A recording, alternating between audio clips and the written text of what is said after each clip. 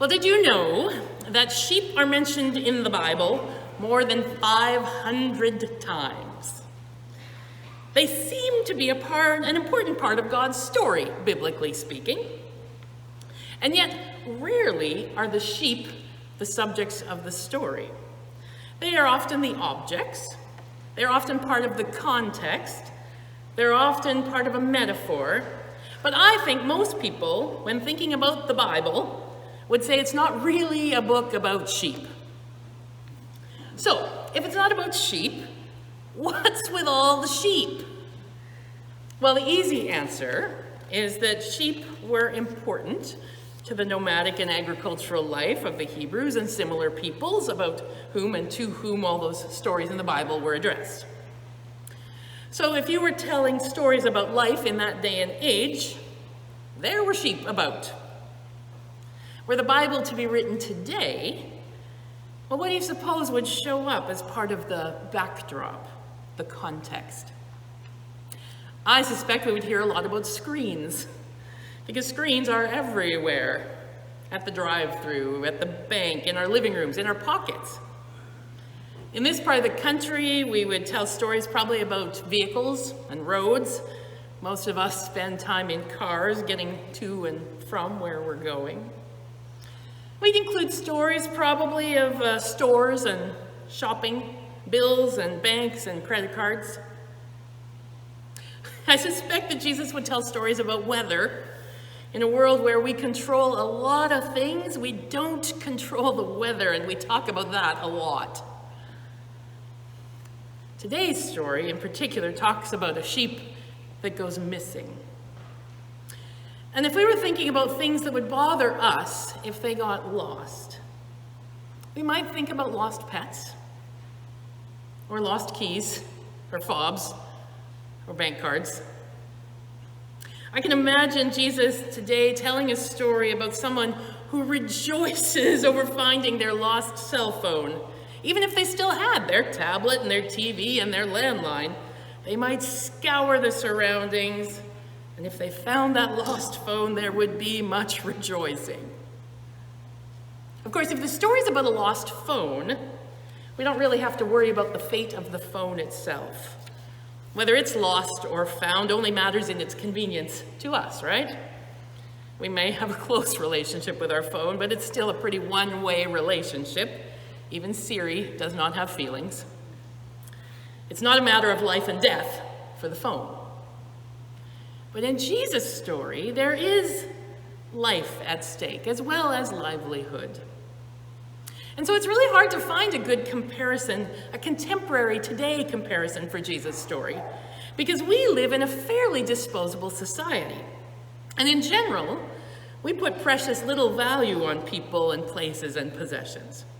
Oh, sure, we put a lot of value in having people, places, and possessions, but caring for them as if they had value is a different story, wouldn't you agree? Well, whether or not we can immediately connect with sheep, I think the concept of losing and finding and remembering are important words for modern day disciples to ponder too. What have we lost that needs to be valued and found? What do we need to remember so that we don't experience loss and a path to destruction? And who are those innocent, sheeply bystanders who are implicated by a story with us at the center? How are they affected by the way we live, by the ways we brush by them, by the ways we try to speak for them or about them instead of to them? It was a particularly interesting week for me to think about who and what is implicated by our lives and lifestyles that we take for granted. Because this particular week in our world, young people have been challenging adults to think seriously about climate change and start acting. So Greta Thunberg is probably the most famous, but among all of those young voices is also Rantan Anjane. He lives in the low-lying Marshall Islands, And as the temperature and the sea levels rise, he sees a time when his home of Abi will be underwater, and he and his community of about 15,000 people, most of whom are under the age of 18, really will care about that. And Artemisa Zacriaba, a member of the indigenous people of Brazil's Cerrado tropical savanna ecoregion, spoke this week in Washington on Capitol Hill. She said, "Right now, the Amazon, home to millions of my relatives, is burning. And if it goes on like this, 20 years from now, my house will become a desert, and my people will are at risk of becoming history." Closer to home, the first time that 15-year-old Autumn Pelche noticed a boil water advisory in a First Nations community, she was 8 years old. She said, "I asked my mom what that meant, and when she explained to me that our water is not safe to drink, it all hit me." This Anishinaabe teen from northeastern Ontario has been, since then, advocating for clean water in First Nations communities across the country. And so she's been named a Chief Water Commissioner by the Wekwemikong First Nation. And this week, she spoke to the Global Landscape Forum at the UN about the value of clean water. Now, whether or not you agree with their message or their methods, these voices are inviting us to think about who else and what else is part of our story. Who and what are we treating as expendable? For many, many years now, some have noticed that we've been living in a world that treats Indigenous women as expendable, given the numbers of murdered and missing. And at the end of August, a state of emergency was declared in God's Lake First Nation in response to a rash of 22 suicide attempts this summer, and the deaths of 4 young people who clearly were feeling expendable. In the Bible, the sheep are not expendable. And as much as it is clearly not a book about sheep, honestly, I think the Bible actually is indeed all about the sheep. For we are all sheep. We are all sheep in someone's story.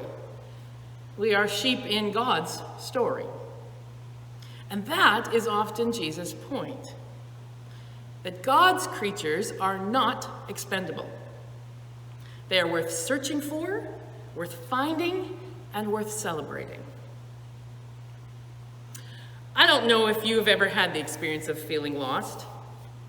I do. I was 6. It was my second day in grade 1. It was a brand new school for me. And the first day, they'd walked us right to the school bus at the end of the day. The second day, we were going out on our own. Only when I went out the door, it did not look like it had looked the day before. I don't know if it was a different door, I don't know. But the bus was not where the bus was supposed to be. So I tried to go back in to figure out where I was or get somebody to help, but of course, the door I tried to go back in, I couldn't get in. So I didn't know where to go. I knew I was at school, but I was completely lost. Now, I've felt lost at other times too, of course, overwhelmed, broken, and so I'm sure have you. Perhaps you've been stressed out, running in too many directions, snapping at your kids or your partner, never quite functioning at your best, not depressed but not quite happy either, just lost. It's funny that what I remember about when I was 6 was how it felt to be lost. I don't really remember the rest of the story, although I've been told it many times. Apparently, we pick up the story with my school bus driver, who was driving past my home and saw my mom out in the field. And he stopped the bus with all the kids on it, left it on the road, and went out into the field, pulled her off the tractor to say, "Was Julie supposed to be on the bus today? Because she didn't show up." Well, My mom went running into the house and grabbed my younger siblings, threw everyone into the car, and they headed off to town to look for me. Well, they found me even before they got to town, just outside the edge of town, down at the bottom of a ditch, running along the highway, tears streaming down my face. I was headed home. I guess that's my fairly modern version of Jesus' story. In God's world, no sheep are expendable. So God is like a mother who leaps off a tractor, grabs her other children to go search for that one that is lost.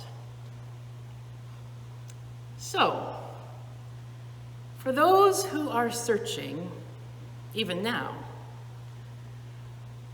let's remember that God is holding your hand through the long nights, scanning the horizons and the dirty corners, reaching through the barriers, standing with those who proclaim that no person, no creature is disposable.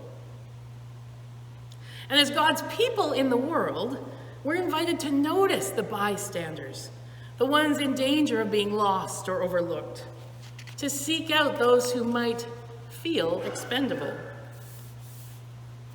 And God's message to the sheep who still feel lost: it's okay.